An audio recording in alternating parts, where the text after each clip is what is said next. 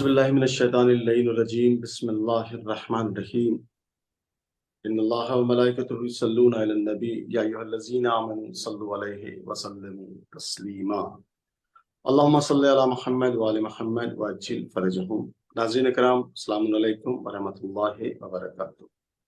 ناظرین کرام، میں آپ کا میزبان نواب صابر راہ حق کے اس 20ویں ایپیسوڈ میں آج 2 رمضان ہے، جو ہمارا عنوان ہے توبہ، دعا اور توبہ کے عنوان سے آپ کی خدمت میں حاضر ہوں، اور دعا کرتا ہوں تمام قائم ٹی وی دیکھنے والے آباد رہیں، تمام مومنین جہاں جہاں بھی ہیں آباد رہیں، شاد رہیں۔ ہمارے ساتھ آج پھر علی جناب قبلہ و کعبہ مولانا محمد رضی مہدوی صاحب قبلہ ہمارے ساتھ موجود ہیں۔ ہم پوری قائم ٹیم کینیڈا کی جانب سے آپ کے شکر گزار ہیں اور دعا کرتے ہیں خداوند عالم سے، خداوند عالم تمام مومنین اور آپ کی صحت کے لیے دعا کرتے ہیں۔ آج ناظرین کرام 2 رمضان ہے اور ہمارا یہ جو ایپیسوڈ ہے وہ راہ حق، آج یہ 20واں ایپیسوڈ آپ کی خدمت میں دعا اور توبہ کے عنوان سے ہم آپ کی خدمت میں لے کر حاضر ہوئے ہیں۔ ناظرین کرام، جیسا کہ علی جناب قبلہ و کعبہ مولانا محمد رضی مہدوی صاحب قبلہ نے پہلے رمضان میں آپ کی خدمت میں عرض کیا کہ ہم پورے 30 دن اس ماہ مبارک رمضان میں دعا اور توبہ کے عنوان سے گفتگو کریں گے۔ ہمارا موضوع ہی دعا اور توبہ ہے، جو کہ آج کے دور کی ضرورت ہے۔ قرآن مجید کہہ رہا ہے بہترین دولت اس عالم سے اس عالم میں لے کر جائیے، وہ ہے تقوی، اور اس کا انتظام اللہ نے روزے میں کیا ہے۔ تقوی یعنی واجبات خدا کو انجام دینے کا نام ہے۔ حرام چیزوں سے پرہیز کریں۔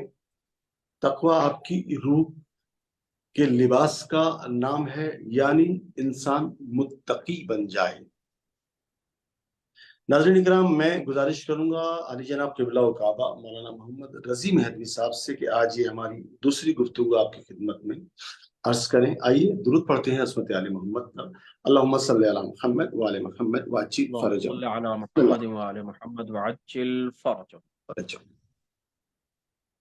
اعوذ باللہ من الشیطان الرجیم، بسم اللہ الرحمن الرحیم، وبہ نستعین وهو خیر الناصر ومعین، اما بعد فقد قال اللہ تبارک وتعالی فی کتابہ الکریم وقولہ الحق، بسم اللہ الرحمن الرحیم، وقال ربکم ادعونی استجب لکم ان الذین یستکبرون عن عبادتی سیدخلون جہنم داخرین۔ ناظرین السلام علیکم ورحمۃ اللہ وبرکاتہ۔ ماہ مبارک رمضان کی دوسری تاریخ آپ سب کو قائم ٹی وی کینیڈا دیکھنے والے اور اس کے تمام اراکین، بالخصوص سفیر اعزا جناب نواب صابر صاحب اور دیگر افراد جو قائم ٹی وی کے پلیٹ فارم سے دینی باتیں اہل بیت علیہ الصلوۃ والسلام کی تعلیمات کو نشر کرتے ہیں، ان سب کی خدمت میں مبارکباد پیش کرتے ہیں۔ پہلے دن ہم نے 1 سے 2 باتیں بیان کی۔ پہلا مرحلہ یہ تھا کہ پروردگار عالم نے ماہ مبارک رمضان کی بڑی فضیلت قرار دی ہے۔ اس کے بعد دوسرا مرحلہ جو بیان کر رہے تھے وہ یہ کہ دعا کیا ہے، دعا کسے کہتے ہیں۔ پروردگار عالم نے قرآن کریم میں کہا کہ ادعونی استجب لکم، تم مجھے پکارو، میں تمہاری آواز پر لبیک کہوں گا، میں تمہاری دعاؤں کو قبول کروں گا۔ تو سوال یہ پیدا ہوتا ہے دعا کہتے کسے ہیں، دعا کے ارکان کتنے ہیں، اور دعا کے اور دیگر نشیب و فراز کیا ہے، دعا کی اہمیت، دعا کی قدر و قیمت کیا ہے۔ انشاءاللہ ہماری یہ موضوع انہی باتوں پر، ہماری آج کی گفتگو انہی باتوں پر مشتمل ہے۔ سب سے پہلے دعا یعنی بندے کا خدا سے اپنی حاجتوں کا طلب کرنا، اسے دعا کہتے ہیں۔ بندہ اپنی حاجت کو اپنے پروردگار سے طلب کرتا ہے تو اسے دعا کہا جاتا ہے۔ اس میں دعا کے 4 رکن پائے جاتے ہیں۔ پہلا یعنی یہ جو تعریف کی گئی، اس تعریف کے اعتبار سے دعا کے 4 رکن موجود ہیں، پائے جاتے ہیں۔ پہلا، مدعو، یعنی وہ جس سے دعا کی جا رہی ہے، یعنی پروردگار عالم خدا بند متعال کی ذات والا صفات۔ دوسرا، داعی، دعا کرنے والا۔ تیسرا، دعا یعنی بندے کا اپنے خدا سے مانگنا۔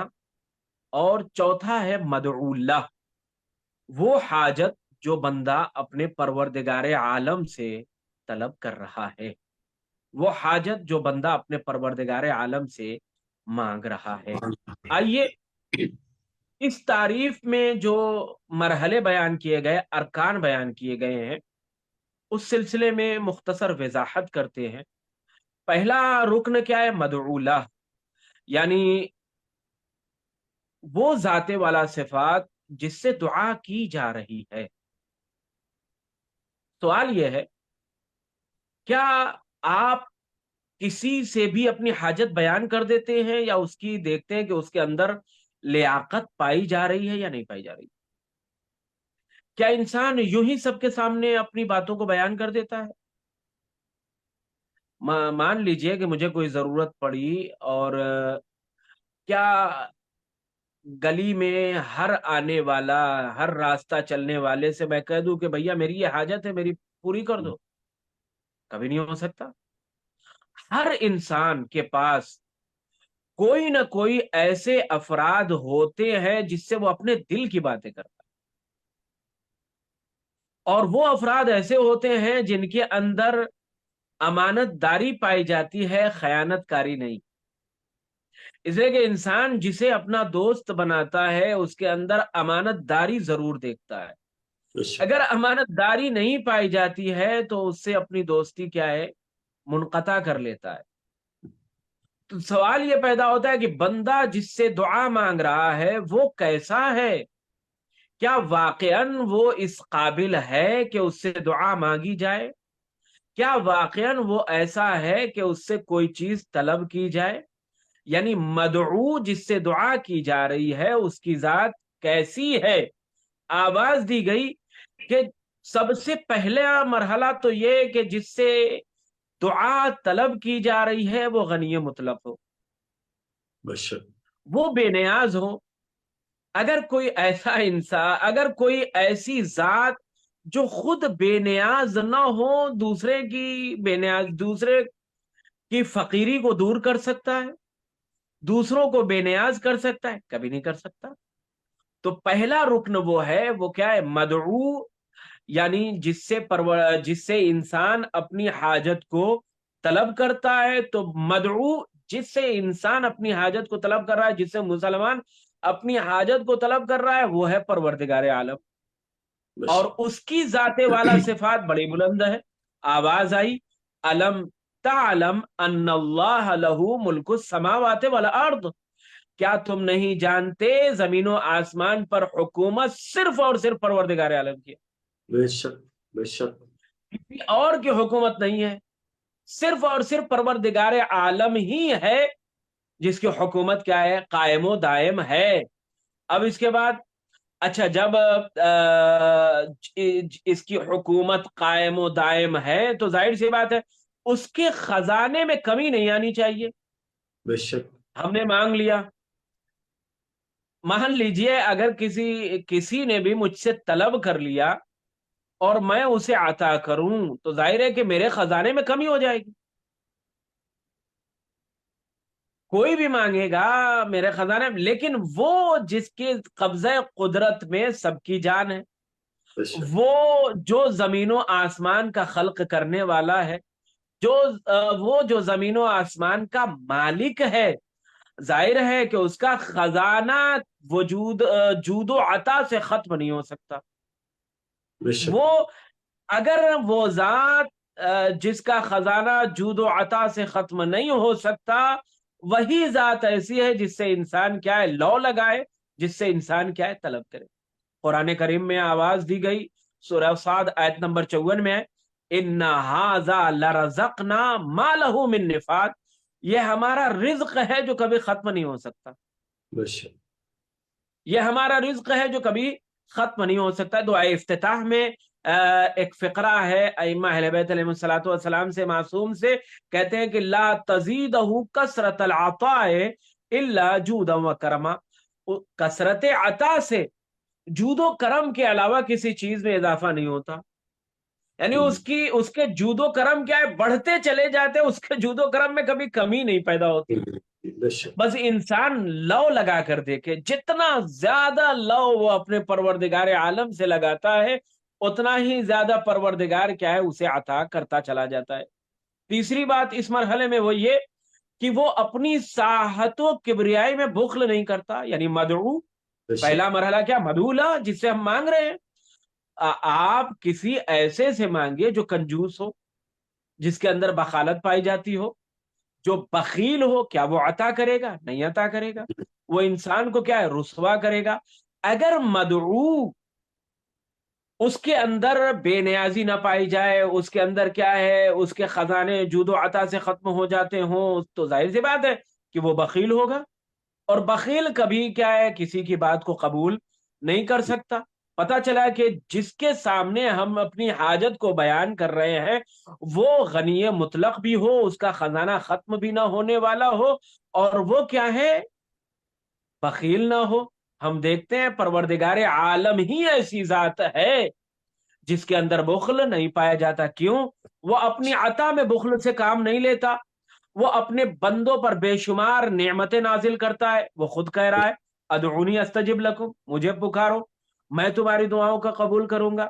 وہ بار بے شک، بار کہتا ہے کہ تم مجھے دعا، اذا سألک عبادی عنی فإنی قریب، تاکہ کہ جب کوئی تو سوال کرے تم سے تو کہہ دے کہ میں تجھ سے زیادہ قریب ہوں۔ شہرت نحنو حبل من نحنو اقرب من حبل الورید، میں تمہاری شہرت سے زیادہ قریب ہوں۔ تو ظاہر سی بات ہے کہ جو خدا اپنے بندوں کی حاجتوں کو جانتا ہے اسی سے حاجت طلب کی جائے۔ یہ اور بات ہے کہ بندہ اپنی حاجت قبول کروانے کی صلاحیت نہ رکھتا ہو، کیا کہنا ہے، واہ واہ واہ، سبحان اللہ، یہ سبحان ایک الگ مرحلہ ہے۔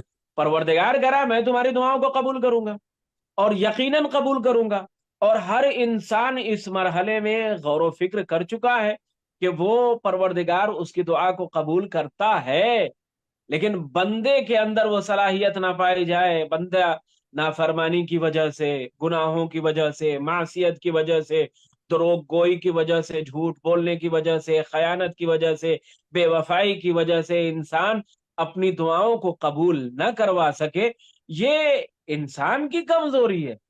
مگر مدعو جس سے انسان دعا کر رہا ہے وہ بہت ہی بلند و بالا ذات گرامی ہے۔ جیسا مثلا